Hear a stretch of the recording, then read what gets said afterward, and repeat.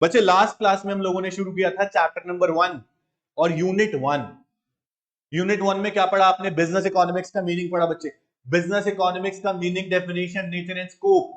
उसके बाद जो आज हम शुरू करने जा रहे हैं वो यूनिट नंबर 2, चैप्टर 1 से यूनिट 2। यूनिट 1 खत्म हो चुका है हमारा।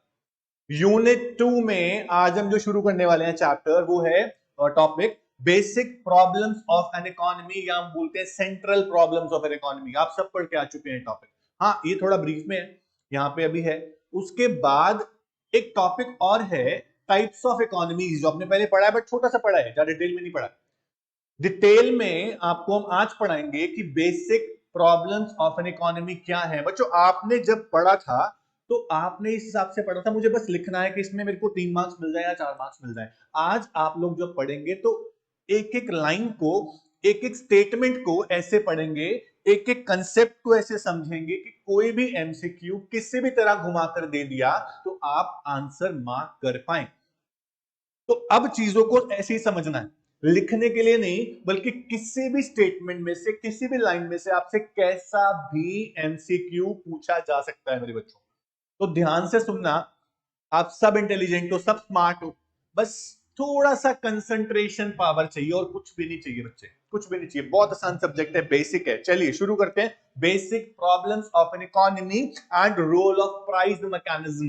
What is price mechanism? आपको देखा होगा आपने कि role of market forces, demand and supply, सब सुना होगा। तो वो कैसे ऑपरेट होता है, कौन सी इकोनॉमी में ऑपरेट होता है, वो आप लोग पढ़ेंगे बच्चे। चलिए शुरू करते हैं बच्चों। सबसे पहले है सेंट्रल प्रॉब्लम्स ऑफ इकोनॉमी। हम एक बार थोड़ा सा समझते हैं इन चीजों को कि हमारी इकोनॉमी कैसी इकोनॉमी है। India is mixed economy already. India is mixed economy. बच्चों इकोनॉमीज जो होती है ना, इकोनॉमी होता क्या है? Economy is a place, is a region where all the people earn their living by use of limited resources जो इकोनॉमी में अवेलेबल हैं और अपने वांट्स को पूरा करते हैं। तो अपने लिविंग अर्न जहां लोग करते हैं उसे इकोनॉमी बोलते हैं। ठीक है, economy is what which provides people means to work. Economy एक ऐसी जगह, ऐसी प्लेस, ऐसा रीजन है जो लोगों को रिसोर्स यानी मींस प्रोवाइड करता है। क्या प्रोवाइड करता है बच्चे? मींस।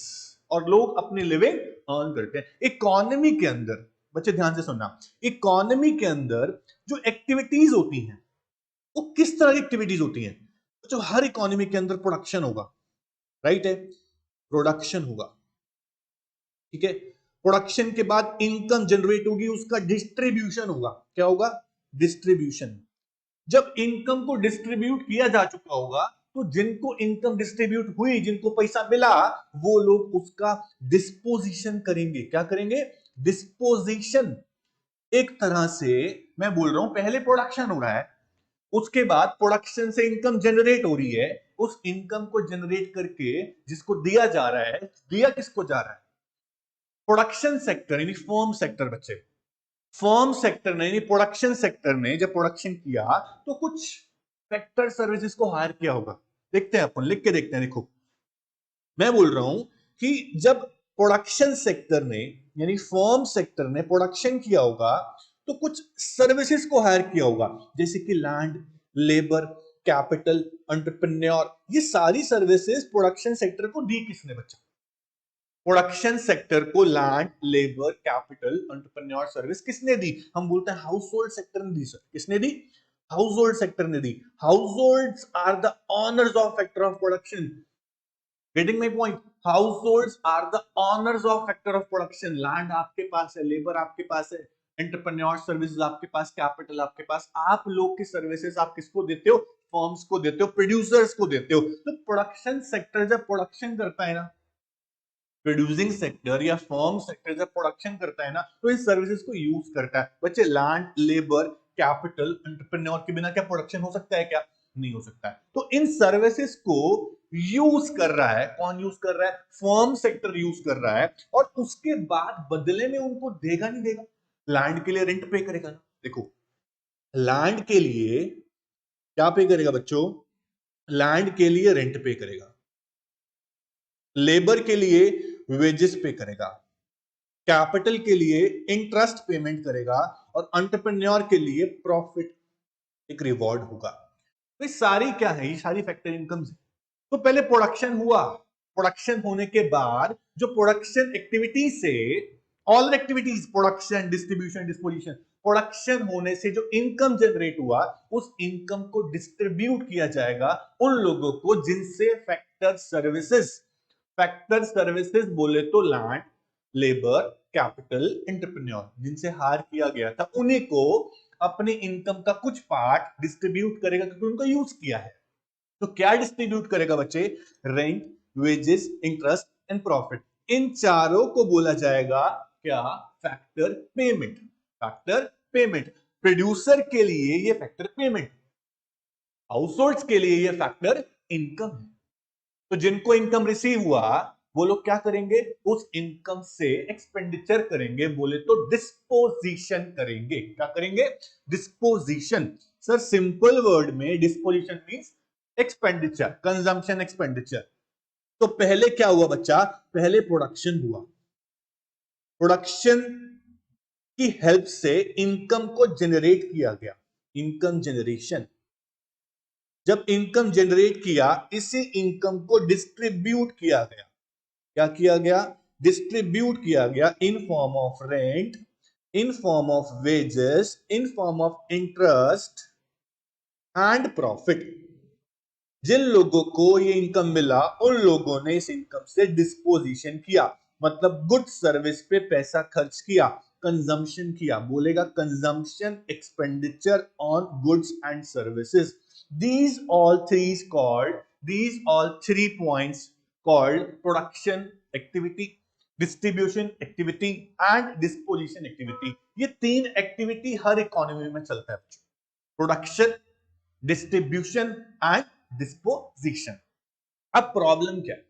हर इकोनॉमी के अंदर प्रॉब्लम क्या है?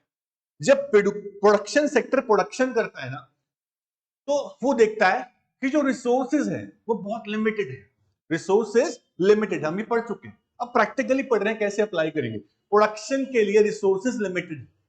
अब रिसोर्सेज लिमिटेड है, पर मेरे को बहुत कुछ प्रोड्यूस करना है, बहुत कुछ प्रोड्यूस करना है, मैं सब कुछ प्रोड्यूस नहीं कर सकता। तो I have to make a choice कि मैं क्या प्रोड्यूस करूं। इकोनॉमी के लिए, हाउस होल्ड सेक्टर के लिए या किसी और के लिए क्या प्रोड्यूस करूं। तो चॉइस की प्रॉब्लम आए ना, तो problem of choice arises due to scarcity, due to scarcity. तो मेन प्रॉब्लम क्या है बच्चा? प्रॉब्लम है प्रॉब्लम ऑफ, अब ध्यान से सुनिएगा, problem of choice is the one problem which arise due to scarcity, shortage. अब मेरी बात सुनना बच्चों ध्यान से, स्कार्सिटी की वजह से प्रॉब्लम ऑफ चॉइस अराइज हुआ। छोटी सी बात, छोटा सा क्वेश्चन, हर इकोनॉमी के पास रिसोर्सेज जो होते हैं वो लिमिटेड होते हैं, राइट? हर इकोनॉमी के पास रिसोर्सेज क्या होते हैं? लिमिटेड होते हैं। तो हर इकोनॉमी के अंदर प्रोडक्शन सेक्टर सोचता होगा कि मेरे पास रिसोर्सेज लिमिटेड है, तो मैं क्या प्रोड्यूस करूं, what to produce.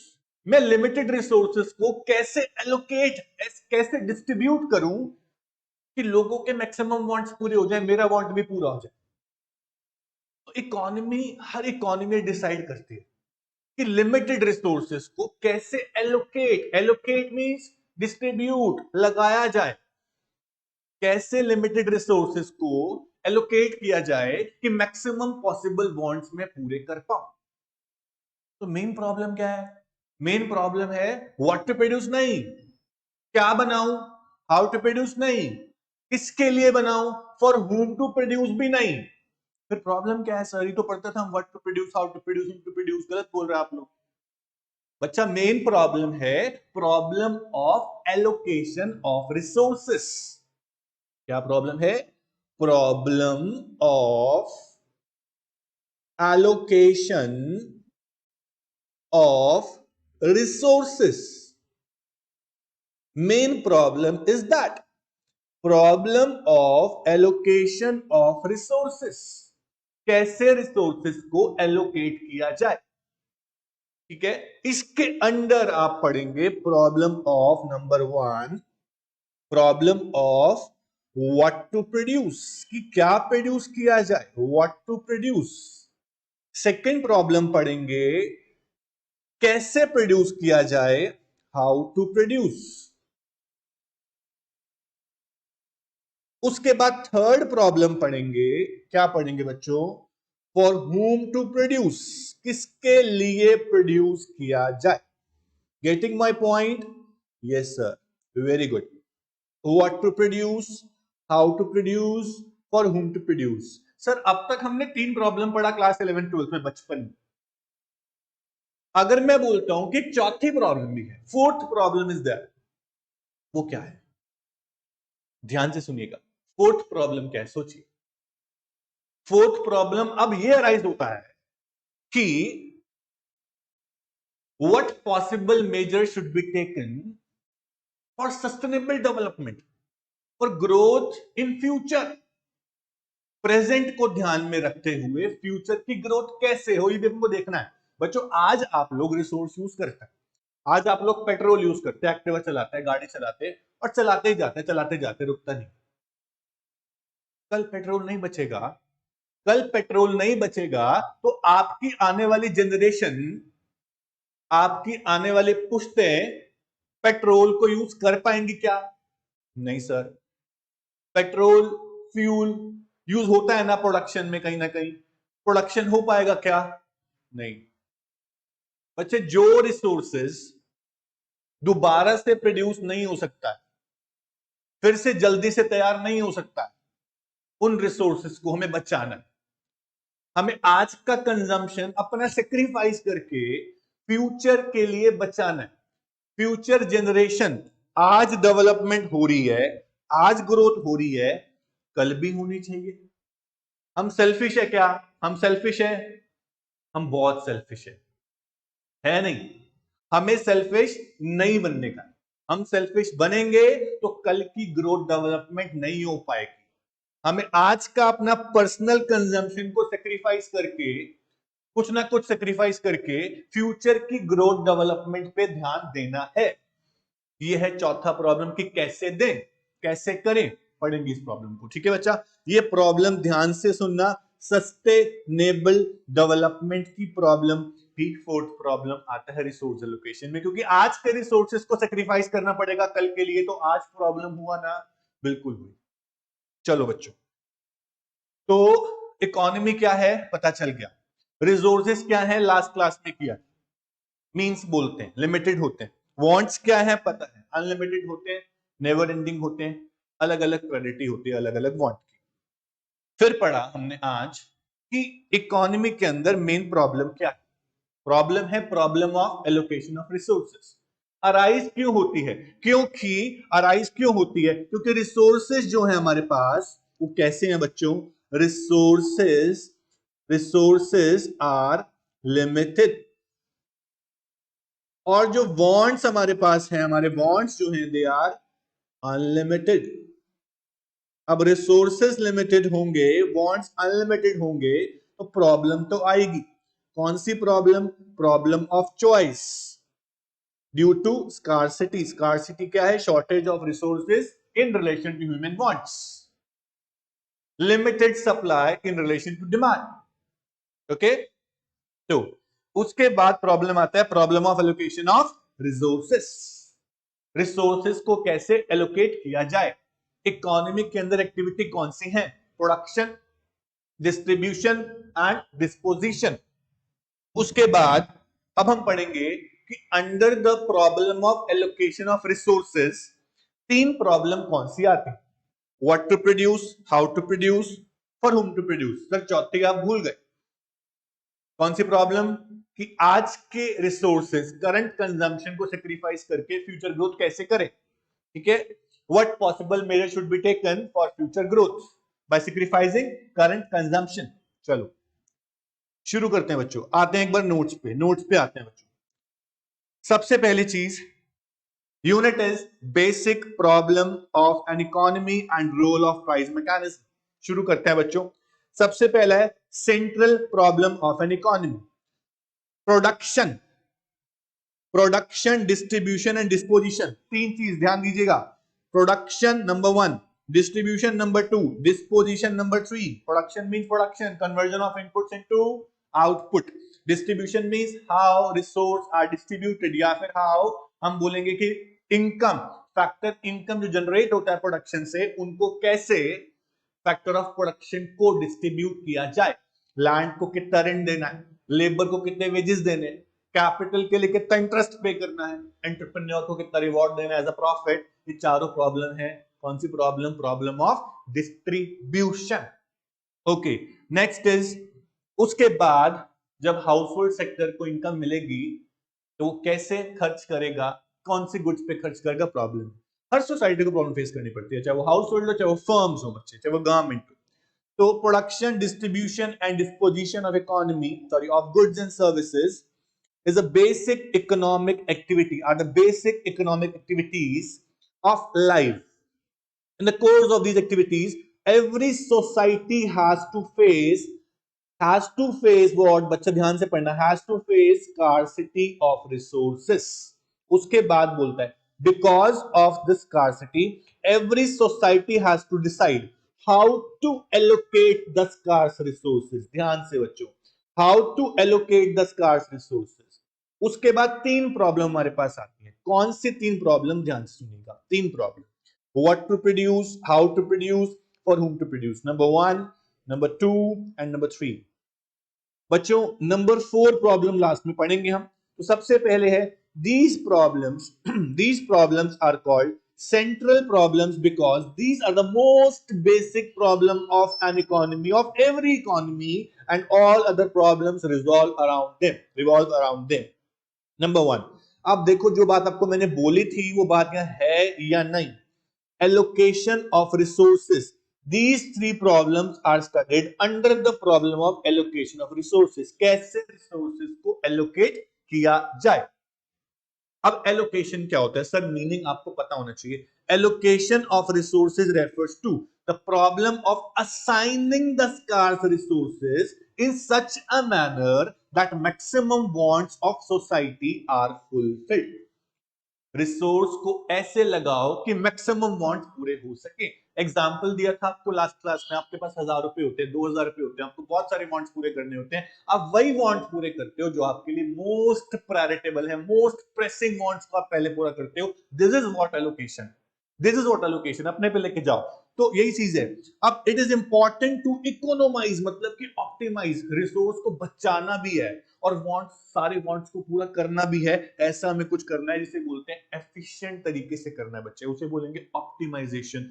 Resource limited है, वांट्स अनलिमिटेड है। जो चीज लिमिटेड है उसको तरीके से लगाओ, उसको बचाओ, उसके वेस्टेज मत करो। इट्स कॉल्ड ऑप्टिमाइजेशन, या हम बोलते हैं कि एफिशिएंसी लेके आना।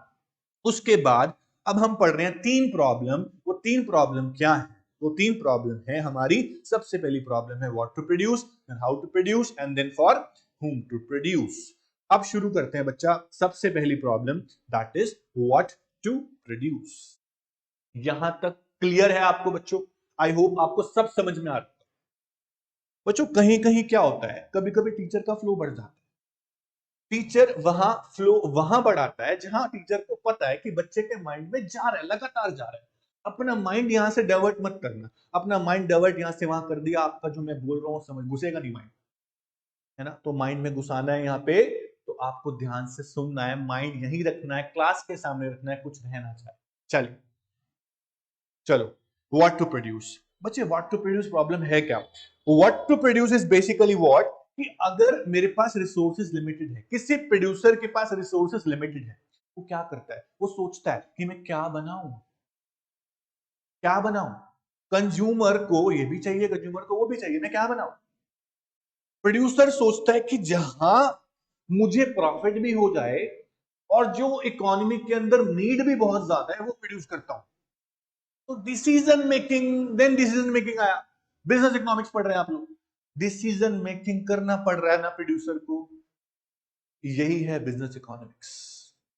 चलिए, तो व्हाट टू प्रोड्यूस क्या है? Selection of the category of goods. कौन सी गुड्स को प्रोड्यूस किया जाए, इसको सेलेक्ट करना। अब देखो कि प्रोड्यूसर क्या सेलेक्ट करता है, ध्यान से सुनिएगा। द प्रॉब्लम इन्वॉल्व्स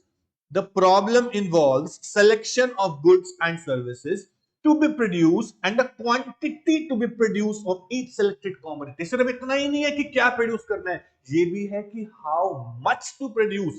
कंफ्यूज नहीं होना है, how much to produce is different, how to produce is different. Here I am talking about how much to produce, क्या और कितना, क्या और कितना, what and in what quantity. ठीक है, हाउ नहीं पढ़ रहा हूं, हाउ मच टू प्रोड्यूस पढ़ रहा हूं. तो every economy has limited resources and thus cannot produce all the goods, more of one good and less of other. बहुत सिंपल है बच्चा, बहुत सिंपल है, समझिएगा.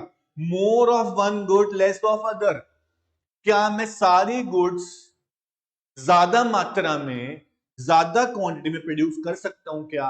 नहीं, because I have limited resources. मेरे पास जो साधन है वो सीमित है, मैं बहुत कुछ सब कुछ प्रोड्यूस नहीं कर सकता हूं. और ये प्रॉब्लम मेरी इकोनॉमी की नहीं है, ये प्रॉब्लम सभी इकोनॉमी की, क्योंकि सभी इकोनॉमी के पास सब कुछ नहीं होता है, सारे रिसोर्सेज नहीं होते. ठीक है, for example production of more sugar is possible only by reducing the production of other goods. Okay, production of more war goods then it is possible by reducing the production of civil goods. आपको war goods बनाना है, आपको defence goods मतलब कि bomb, rifle, guns, तोप, गोला ये बनाना है, तो आपको अपना सिविल गुड्स का कंजम्पशन कम करना पड़ेगा, क्योंकि सारे रिसोर्सेज आप डिफेंस गुड्स में लगा. जब कंट्री में वॉर होता है, जब कंट्री में वॉर होता है या वॉर होने का एक्सपेक्टेशन होता है, तो सब कंट्री कहां लग जाती है? डिफेंस गुड्स बनाने में, वॉर गुड्स बनाने में. तो सिविल गुड्स का कंजम्पशन करने के सफर होता है, क्योंकि आप सब कुछ प्रोड्यूस एक साथ ज्यादा नहीं कर सकते हैं. ठीक है, इसे बोलते हैं व्हाट टू प्रोड्यूस. तो an economy has to decide which goods should be produced and in what quantities. This is called problem of allocation of resources among different goods. अब कैसे रिसोर्स को लगाऊं कि मैं ये प्रोड्यूस कर पाऊं, और वो प्रोड्यूस नहीं करता. ठीक है, हम क्या करते हैं, वहां से रिसोर्स निकाल के वहां लगाते हैं. ठीक है, क्योंकि हमें एक गुड को प्रोड्यूस करना है, दूसरे को सैक्रिफाइस करना पड़ेगा, रिसोर्स आर लिमिटेड. ये प्रिंसिपल है बच्चों, ये मेन प्रिंसिपल है, रूल है. ठीक है, अब व्हाट टू प्रोड्यूस के अंदर पढ़ेंगे दो एस्पेक्ट्स, टू एस्पेक्ट्स. कौन से टू एस्पेक्ट्स सर? सबसे पहला कि कौन से गुड्स को प्रोड्यूस किया जाए, दूसरा कितनी मात्रा में प्रोड्यूस किया जाए. What possible commodity to produce, and दूसरा हाउ मच टू प्रोड्यूस, कितना प्रोड्यूस किया जाए. Two aspects are there. सबसे पहला क्या है बच्चा? व्हाट टू प्रोड्यूस, selection of category of goods. पहला है, सबसे पहला देखिए, an economy has to decide, an economy has to decide which consumer goods, rice, wheat, cloth, etc., and which of the capital goods, machinery, equipment, tools, etc., to be produced. In the same way, economy has to decide, make a choice between civil goods and war goods. बच्चा, अगर हमारे सामने option ये है कि अब मेरे को शायद कंज्यूमर गुड्स प्रोड्यूस करना पड़ेगा, तो मैं सोचूंगा अगर मैं कंज्यूमर गुड्स प्रोड्यूस कर रहा हूं तो उसमें से कौन सी कंज्यूमर गुड्स प्रोड्यूस करूं, इधर व्हीट, राइस, बाजरा, bread, butter, biscuit, jam, clothes, shoes, क्या प्रोड्यूस करूं. और कैपिटल गुड्स प्रोड्यूस कर रहा हूं तो उसमें से कौन सी कैपिटल गुड्स क्या होते हैं बच्चों? जो लोग फर्म यूज करते हैं, प्रोडक्शन सेक्टर यूज करते हैं, मशीनरी, टूल्स, इक्विपमेंट, ये सब, इनमें से कौन सा प्रोड्यूस करूं. अगर मैं वॉर गुड्स प्रोड्यूस कर रहा हूं तो कौन सी वॉर गुड प्रोड्यूस ज्यादा करूं. सिविल गुड्स कर रहा हूं तो सिविल गुड्स में कौन सी प्रोड्यूस करूं. तो चॉइसेस हैं, बहुत सारी चॉइसेस हैं, आपको चूज करना है कौन सी गुड्स का प्रोडक्शन किया जाए. फिर आप देखोगे इकोनॉमी के अंदर किसकी ज्यादा नीड है, इकोनॉमी के अंदर किसकी ज्यादा नीड है. ठीक है, उसके बाद अब आता है how much to produce. After deciding the goods to be produced, economy has to decide the quantity of each commodity. कितनी मात्रा में करूं. अगर मैं वॉर गुड्स ज्यादा प्रोड्यूस कर रहा हूं तो मुझे सिविल गुड्स कम प्रोड्यूस करनी है. अगर मैं कंज्यूमर गुड्स ज्यादा प्रोड्यूस कर रहा हूं तो मुझे कैपिटल गुड्स कम प्रोड्यूस करनी है. मेरे पास बजट लिमिटेड है, रिसोर्सेस लिमिटेड है. ठीक है, तो व्हाट टू प्रोड्यूस और हाउ मच क्वांटिटी, ये सब आपका कवर हो गया बच्चे. कोई डाउट यहां तक? कोई बताओ, कोई दिक्कत नहीं? चलो, समझ में आ रहा है बच्चों? बहुत बेसिक चैप्टर. देखो एमसीक्यूज बनेंगे कहीं से भी, कौन सी भी लाइन में से कोई सा भी एमसीक्यू बन सकता है, तो प्लीज ध्यान दीजिए. चलो, next is how to produce, कैसे प्रोड्यूस किया जाए. चलो थोड़ा लिखते हैं कि हाउ टू प्रोड्यूस.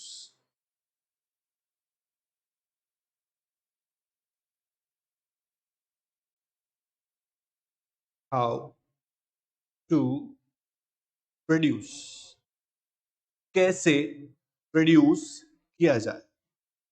ऑब्वियस, आपको जब प्रोडक्शन करना आपको जब प्रोडक्शन करना है तो आप बिना टेक्नोलॉजी के प्रोडक्शन कर सकते हैं क्या? सर कर तो सकते हैं, बट लेबर लेबर लगाएंगे। अरे भैया, लेबर भी तो टेक्नोलॉजी है, लेबर इंटेंसिव टेक्नोलॉजी।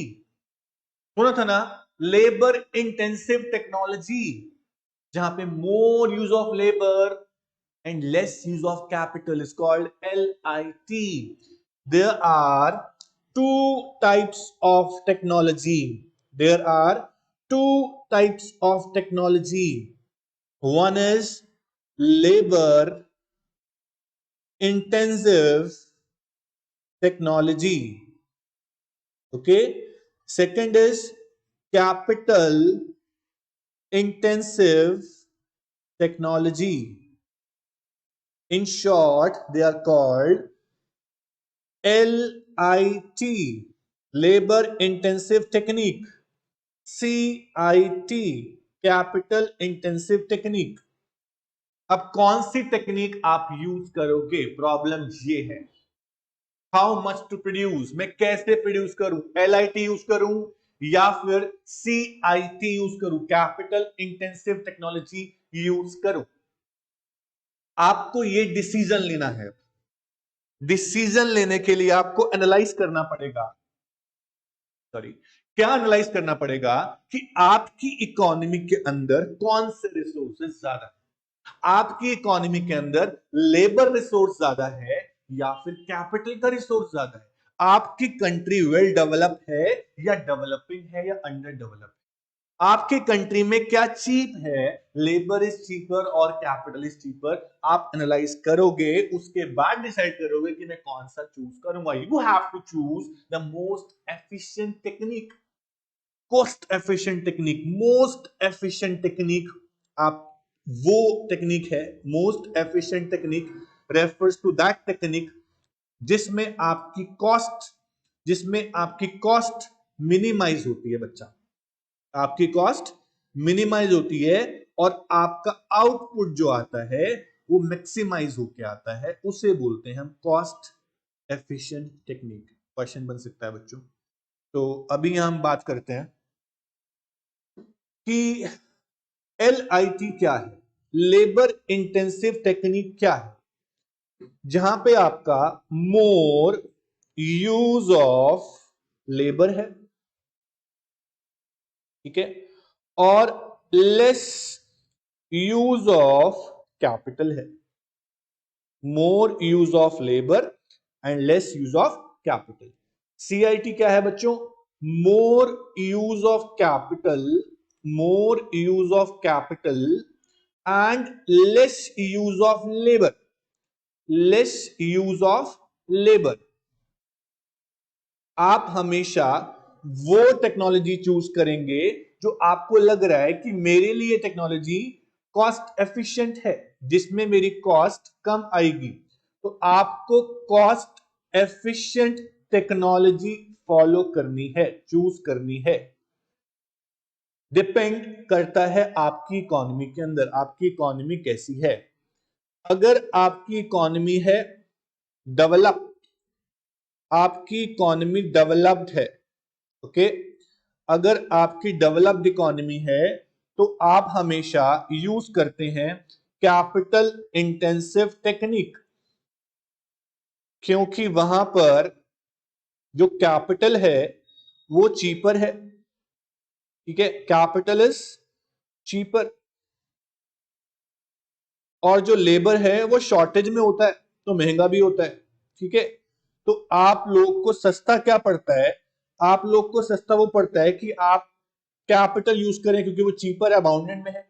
और अगर आपकी कंट्री है डेवलपिंग, अगर आपकी कंट्री क्या है बच्चों, डेवलपिंग, तो आप मोस्टली यूज करते हैं LIT टेक्नोलॉजी, जिसका मतलब क्या है कि मोर यूज ऑफ लेबर आप करेंगे, लेस यूज ऑफ कैपिटल।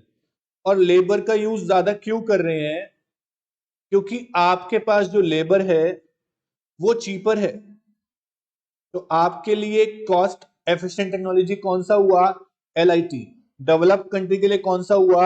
आप बोलोगे CIT। तो इस तरह से इकोनॉमी पे डिपेंड करता है कि आप कौन सी टेक्नोलॉजी को यूज करेंगे। आया बच्चों समझ? अब नोट्स पे आते हैं और वहां पढ़ते हैं कि क्या लिखा है। सुनिएगा बच्चों ध्यान से।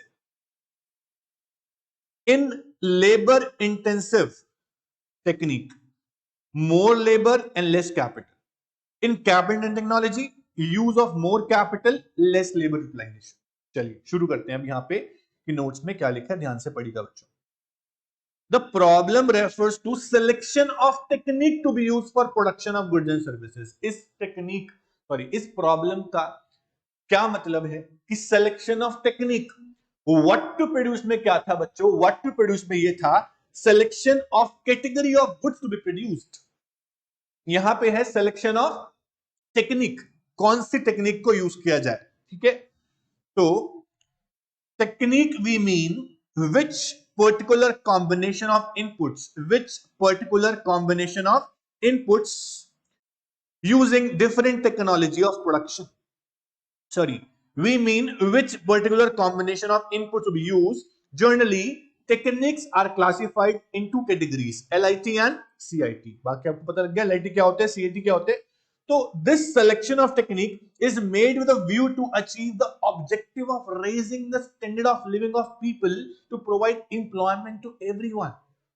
बच्चों सबसे ज्यादा नीड एम्प्लॉयमेंट की कौन सी कंट्रीज में होती है? किस टाइप की कंट्रीज में सबसे ज्यादा इंप्लॉयमेंट की नीड होती है? जब बहुत ज्यादा अनएम्प्लॉयमेंट होती है तो डेवलपिंग नेशन। तो डेवलपिंग नेशन में लेबर की मात्रा बहुत ज्यादा होती है, तो आपको वहां पर तो LIT ही यूज करना चाहिए, क्योंकि आपकी लेबर इंप्लॉयड हो जाएगी। आपकी लेबर इंप्लॉयड हो गई तो वो इनकम जनरेट करेगी, पैसा कमाएगी, और लेबर अगर पैसा कमाएगी तो उनका लिविंग स्टैंडर्ड भी इंप्रूव होगा, जो हमें करना है। इसीलिए आपको डेवलपिंग कंट्री में यूज करना है LIT। तो most of the developing nation use LIT and most of the developed nation like USA, England etcetera prefer CIT यानी capital intensive technique due to shortage of labour and abundance of capital. Capital बहुत ज्यादा है, वो बहुत आगे हमारे से, बहुत आगे। ठीक है, इतना आगे हमें भी जाना है। तो सेकंड प्रॉब्लम आपका खत्म होता है, समाप्त होता है। अब थर्ड प्रॉब्लम आता है बच्चा, whom to produce, for whom to produce. This is very important problem. बहुत ध्यान से सुनना, डीप में जाके समझना मैं क्या समझा रहा हूं। यहां बच्चे अटकते हैं, आपको अटकना नहीं, आप ध्यान से सुनना, आप नहीं अटकेंगे, बहुत तरीके से समझाएंगे आपको कि whom to produce क्या होता है। चलिए शुरू करें बच्चों। तो for whom to produce is the third problem which comes under the category of, कौन सी problem? Problem of allocation of resources में आप पढ़ रहे हैं तीन प्रॉब्लम्स। आपने पढ़ा व्हाट टू प्रोड्यूस, फिर आपने पढ़ा हाउ टू प्रोड्यूस, फिर आपने पढ़ा फॉर whom टू प्रोड्यूस। अब आप पढ़ने जा रहे हैं। ठीक है, तो इस प्रॉब्लम को बहुत ध्यान से सुनना, ये बहुत ज्यादा इंपॉर्टेंट है। चलो बच्चों, अब सबसे पहली चीज कि फॉर whom टू प्रोड्यूस है क्या। बच्चे बहुत ध्यान से सुनना। This problem refers to distribution of produced goods and services among the individuals. जो आपने प्रोड्यूस कर दिया है ना, अब उसको डिस्ट्रीब्यूट करना है। क्या करना है?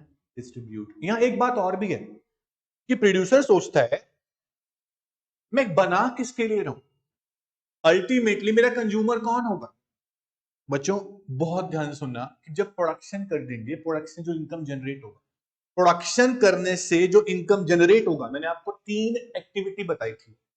प्रोडक्शन एक्टिविटी, ओके, उसके बाद डिस्ट्रीब्यूशन एक्टिविटी, उसके बाद डिस्पोजिशन फेज बता। तीनों फेज इंटरलिंक्ड होंगे, ध्यान से सुनना। आप देखिए मैं लिख रहा हूं।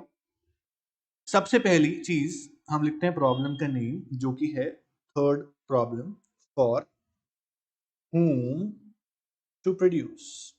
वेरी सिंपल टेक्निक है इसके अंदर लगाने के लिए, को समझने की। आप सुनना ध्यान से बच्चों कि हम सेलेक्ट कर रहे हैं, सिलेक्शन ऑफ गुड्स नहीं कर रहे, selection of category of people. Selection of category of people के अलावा आप लिख सकते हो सिलेक्शन ऑफ कैटेगरी ऑफ कि किस सेक्टर के लिए आप प्रोडक्शन कर रहे हो, किसके लिए प्रोडक्शन कर रहे हो। तो आप सबसे पहले बताते हो चीज, यहां पे मैं बोलूंगा कि आप इस प्रॉब्लम को दो डिफरेंट एस्पेक्ट्स में डिवाइड कर सकते हैं। इस प्रॉब्लम को आप दो डिफरेंट एस्पेक्ट्स में डिवाइड कर सकते हैं। पहला है आपका फंक्शनल डिस्ट्रीब्यूशन, कई बार इसको बोल देते हैं हम factor distribution. Okay, factor distribution. दूसरा आपका है बच्चों पर्सनल डिस्ट्रीब्यूशन। कौन सा डिस्ट्रीब्यूशन? Personal distribution. ध्यान से सुनना बच्चों, ध्यान से। आप जब प्रोडक्शन कर रहे थे, आप जब प्रोडक्शन कर रहे थे तो आपने हायर किए थे, आपने हायर किए थे लैंड, लेबर, कैपिटल, एंटरप्रेन्योर। आपने फैक्टर ऑफ प्रोडक्शन को हायर किया था, फैक्टर ऑफ प्रोडक्शन को आपने हायर किया था, ठीक है। उसको हायर करके आपने प्रोडक्शन किया। अब क्या ये बनता है कि जो आपने फैक्टर ऑफ प्रोडक्शन हायर किए उसके लिए आपको कुछ पे भी करना पड़ेगा। आप लैंड के लिए पे करेंगे क्या? रेंट। लेबर के लिए पे करेंगे वेज, कैपिटल के लिए पे करेंगे इंटरेस्ट, और एंटरप्रेन्योर के लिए पे करेंगे आप प्रॉफिट। ये चारों फैक्टर पेमेंट है आपके लिए अगर आप पे करते हैं तो अल्टीमेटली आप इस प्रॉब्लम में क्या पढ़ रहे हैं कि मैं डिस्ट्रीब्यूशन ऑफ इनकम कैसे करूं।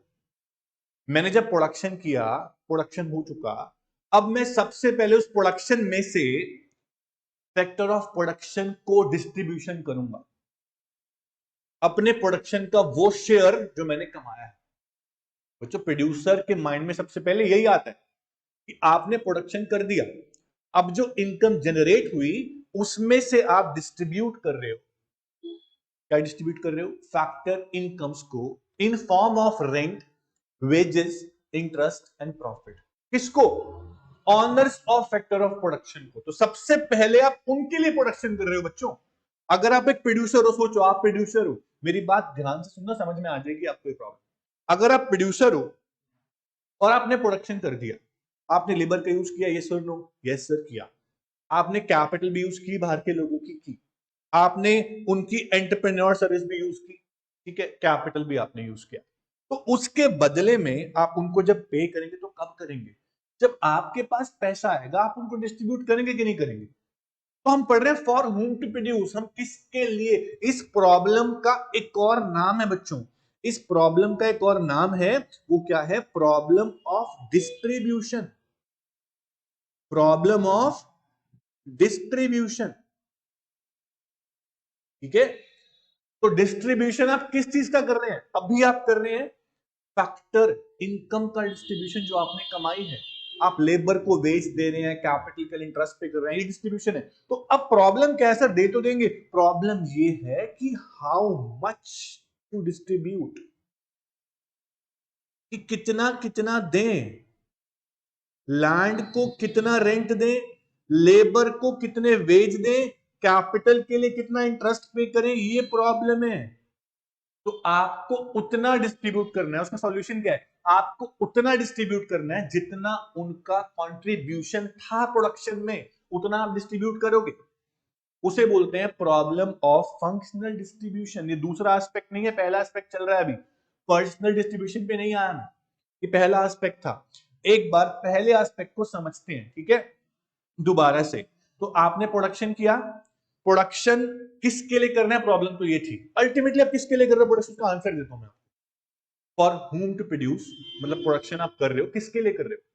आप उन लोगों के लिए प्रोडक्शन कर रहे हो जिनके अंदर परचेजिंग पावर है, जिनके पास परचेजिंग पावर है। परचेजिंग पावर दिल से नहीं आती, मन से नहीं आती। परचेजिंग पावर मनी से आती है, इनकम से आती है। जिसके पास इनकम है, जो लोग आपके प्रोडक्शन को खरीद सकते हैं, आप उनके लिए प्रोड्यूस कर रहे हो।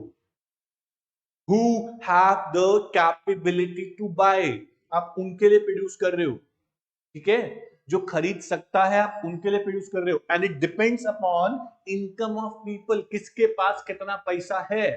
दूसरा, आप प्रोड्यूस कर रहे हो उनके लिए जिन्होंने आपकी प्रोडक्शन करने में मदद की, हेल्प की, सहायता की। वो कौन थे? वो थे लैंड, लेबर, कैपिटल, एंटरप्रेन्योर। आप उनके लिए भी प्रोडक्शन कर रहे हैं, तो सबसे पहले आप उनको डिस्ट्रीब्यूट करेंगे। लैंड को रेंट, लेबर को वेजेस, कैपिटल को इंटरेस्ट और एंटरप्रेन्योर को प्रॉफिट। उसके बाद आएंगे पर्सनल डिस्ट्रीब्यूशन पे, मतलब कि सोसाइटी के अंदर कई तरह के लोग होते हैं, रिच भी होते हैं, पुअर भी होते हैं। तो आप किसके लिए प्रोड्यूस कर रहे हैं? आप उनके लिए प्रोड्यूस कर रहे हैं जस्ट पावर है, परचेजिंग पावर किस पे डिपेंड करती है? आपकी इनकम पे। आप रिच के लिए क्या प्रोड्यूस कर रहे हैं? रिच के लिए आप लग्जरी प्रोड्यूस कर रहे हैं। पुअर के लिए क्या प्रोड्यूस कर रहे हैं? पुअर के लिए आप नेसेसिटी गुड्स प्रोड्यूस कर रहे हैं, तो उनको डिस्ट्रीब्यूट भी करोगे। और आप कैसे देखोगे कि मैं किसको दूं? तो जो आपको पैसे देगा आप उसको डिस्ट्रीब्यूट करोगे, जो नहीं देगा उसको आप नहीं डिस्ट्रीब्यूट करोगे। ये है problem of whom to produce. Notes से पढ़ते हैं। तो सबसे पहली चीज नोट्स में क्या लिखी है? Selection of the category of people who will ultimately consume the goods. उन लोगों को सेलेक्ट करना है जो लोग आपके गुड्स अल्टीमेटली कंज्यूम करेंगे। वो लोग कौन है? कौन है वो लोग? Whether to produce goods for more poor, क्या हम पुअर के लिए प्रोड्यूस कर रहे हैं या हम रिच के लिए प्रोड्यूस कर रहे हैं? बताइए। तो सिंस रिसोर्स आर स्कार्स, मेरे पास थोड़े से रिसोर्स हैं, लिमिटेड रिसोर्स हैं, तो no society can satisfy all the wants of its people. हम सबके वांट्स पूरे नहीं कर सकते। या तो हम लग्जरी प्रोड्यूस करेंगे या नेसेसिटी, या तो हम ज्यादा लग्जरी बनाएंगे तो लेस नेसेसिटी गुड्स। अगर हम मोर नेसेसिटी गुड्स बना रहे हैं तो less of luxury goods, simple है। तो goods are produce for those people, ध्यान से सुनिएगा, goods are produce for those people who have paying capacity, जिनके पास पैसा देने की पावर है। आप उनके लिए प्रोड्यूस कर रहे हो, आप फ्री में नहीं दोगे किसी को भी, आपका मोटिव प्रॉफिट है। तो कैपेसिटी ऑफ पीपल टू पे of goods depends upon the level of income. It means this problem is concerned with distribution of income. अब लोगों के पास पैसा कैसे आएगा? हाउस होल्ड्स के पास पैसा कैसे आएगा? हाउस होल्ड्स आप जैसे प्रोड्यूसर्स को या हम जैसे प्रोड्यूसर्स को फैक्टर ऑफ प्रोडक्शन देते हैं, their owners of factor of production, और उनको उसके बदले में हम रेंट देते हैं, वेज देते हैं, इंटरेस्ट देते हैं, प्रॉफिट देते हैं। उसी पैसे से वो आपका सामान लेते हैं। तो उनके पास कितना पैसा है उस पर डिपेंड करते हैं वो आपका सामान लेंगे या नहीं लेंगे। तो आप हाउस होल्ड को जो फैक्टर इनकम डिस्ट्रीब्यूट करते हैं वो किस फॉर्म में करते हैं बच्चों? लैंड के बदले में क्या देंगे उनको? रेंट देंगे सर। लेबर के बदले में क्या देंगे उनको? वेजेस देंगे सर। कैपिटल के बदले में इंटरेस्ट पे करेंगे, एंटरप्रेन्योर के लिए प्रॉफिट देंगे। तो अब लिखा हुआ है कि who contribute in the production process, उन्होंने आपके प्रोडक्शन प्रोसेस में हेल्प की, आपको लैंड दिया, लेबर सर्विसेज दी, अब उनको आप दोगे रेंट, वेजेस एटसेट्रा। उसके बाद आगे आता है कि this problem can be categorized under two main heads, two aspects are there again. अब पहला एस्पेक्ट क्या है? Personal distribution. दूसरा एस्पेक्ट क्या है? Functional distribution. सबसे पहले मैंने फंक्शन समझाया था आपको, क्या होता है functional? It involve deciding the share of different factor of production. किसको कितना कितना शेयर देना है? लैंड को कितना रेंट, लेबर को कितने वेज, कैपिटल को कितना इंटरेस्ट और एंटरप्रेन्योर को कितना प्रॉफिट। ये होता है हमारा फंक्शनल डिस्ट्रीब्यूशन। अब मैं एक बार फिर से यहां पर आता हूं और आपको बताता हूं कि what is personal distribution. What is personal distribution? Functional तो अपन का हो गया। अब पर्सनल डिस्ट्रीब्यूशन क्या है? कि आप किसके लिए प्रोड्यूस कर रहे हैं, रिच के लिए या फिर पुअर के लिए? सुनिए ध्यान से बच्चों, पर्सनल डिस्ट्रीब्यूशन क्या है? It means how national income of an economy is distributed among different groups of people। अब यहां पूरा कंप्लीट समझो क्या लिखा है, क्या लिखना पड़ेगा आपको कि पर्सनल डिस्ट्रीब्यूशन मींस कि आप रिच के लिए प्रोड्यूस करेंगे, रिच को डिस्ट्रीब्यूट करेंगे या पुअर को डिस्ट्रीब्यूट करेंगे। तो आप लिखेंगे कि रिच को आप लग्जरी डिस्ट्रीब्यूट करेंगे बट पुअर को नेसेसिटी। लेकिन कितना कितना देंगे? डिपेंड करता है कि उनके पास कितना पैसा है। ऑब्वियस, रिच के पास ज्यादा पैसा है, वो आपको ज्यादा पे कर सकता है, तो आप उनके लिए प्रोड्यूस ज्यादा करते हैं। ऐसा होता है ना, देखो कैपिटलिस्ट इकोनॉमी हम पढ़ेंगे नेक्स्ट क्लास में। कैपिटलिस्ट इकोनॉमी के अंदर ऐसा ही होता है कि more of luxuries are produce, क्योंकि पुअर के कंपैरेटिवली रिच लोग जो हैं वो लग्जरी कंज्यूम करते हैं और दे कैन पे मोर। तो प्राइवेट सेक्टर जो होता है ना, वो सेल्फिश होता है, सेल्फ इंटरेस्ट उनका मेन मोटिव होता है, प्रॉफिट में एम होता है, तो वो हमेशा लग्जरी ज्यादा बनाएंगे, रिच के लिए बनाएंगे, पुअर के लिए कम बनाएंगे। इस वजह से कंट्री में इनइक्वालिटीज आ जाती हैं इनकम में। तो ये है पर्सनल डिस्ट्रीब्यूशन। तो प्रॉब्लम क्या थी? प्रॉब्लम थी हम किसके लिए प्रोड्यूस कर रहे हैं। सॉल्यूशन क्या है, एक लाइन में बताओ बच्चों। प्रॉब्लम सॉल्व, सॉल्यूशन ये है कि आप उनके लिए बना रहे हैं जिनके पास पेइंग कैपेसिटी है, जिनके पास परचेजिंग पावर है, who can buy, and those people can by who have more income. ठीक है, और इनकम कैसे मिलती है उनको? फैक्टर ऑफ प्रोडक्शन वो देते हैं और बदले में फैक्टर इनकम लेते हैं, उसी से वो कंजम्पशन करते हैं, डिस्पोजिशन करते हैं। ये था what to produce, how to produce and for whom to produce. ये खत्म हो गया बच्चों, तीनों प्रॉब्लम। अब एक फोर्थ प्रॉब्लम में नाम देता हूं। फोर्थ प्रॉब्लम मैंने बोला था आपको कि कैसे फ्यूचर जनरेशन, आपकी आने वाली आगे की जनरेशन के लिए आप क्या करेंगे। आपकी आने वाली आगे की जनरेशन के लिए आपको रिसोर्स बचा के रखने हैं। आप रिसोर्स बचा के रखेंगे तभी वो लोग आगे कुछ प्रोडक्शन एक्टिविटीज या कोई भी एक्टिविटीज कर पाएंगे। तो आपने अपना तो देख लिया, करंट कंजम्पशन तो कर दिया, पर आपको अपने करंट कंजम्पशन को सेक्रीफाइस करके बचाना है फॉर फ्यूचर। सुनिएगा ध्यान से।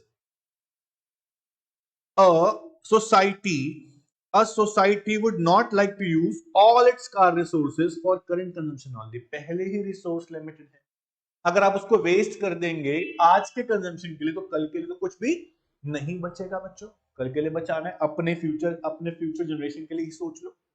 तो this is because if it uses all the resources for current consumption only, अगर आप सारे रिसोर्सेज आज यूज करते हैं और कोई प्रोविजन मेंटेन नहीं करते फ्यूचर के लिए, कोई प्रोविजन नहीं बनाते, आप पता है, आप अपना सोचिए, आप सोचते हैं कि कल को मैं सिक होता हूं या कुछ होता है, तो मेरे पास अकाउंट के अंदर 2 से 3 से 5 लाख पड़े होने चाहिए।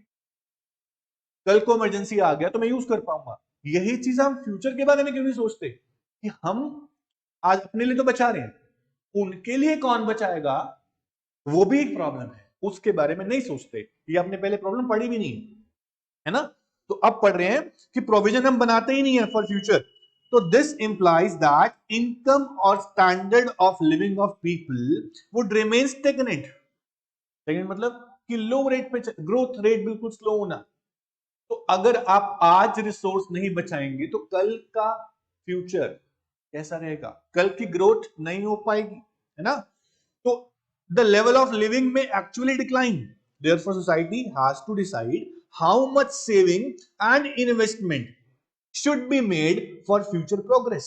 उसके लिए आपको आज का कंजम्पशन, करंट कंजम्पशन सेक्रीफाइस करना पड़ेगा। आपको आज का कंजम्पशन सेक्रीफाइस करना पड़ेगा। तो इसीलिए आपको कल का भी सोचना है। आज का कंजम्पशन कट करके आपको फ्यूचर कंजम्पशन के लिए रिसोर्सेज बचाने हैं, क्योंकि रिसोर्स लिमिटेड आपके लिए है तो उनके लिए भी रिसोर्स लिमिटेड है, आप बचाओ। ओके, ये था आज का topic, central problems of an economy, problem of allocation of resources. There are 4 points, what to produce, how to produce, for whom to produce, and what provision should be made for future economic growth, means sustainable development. That's it. आज का topic interesting था, इतना ही करेंगे आज। Thank you, take care, bye bye.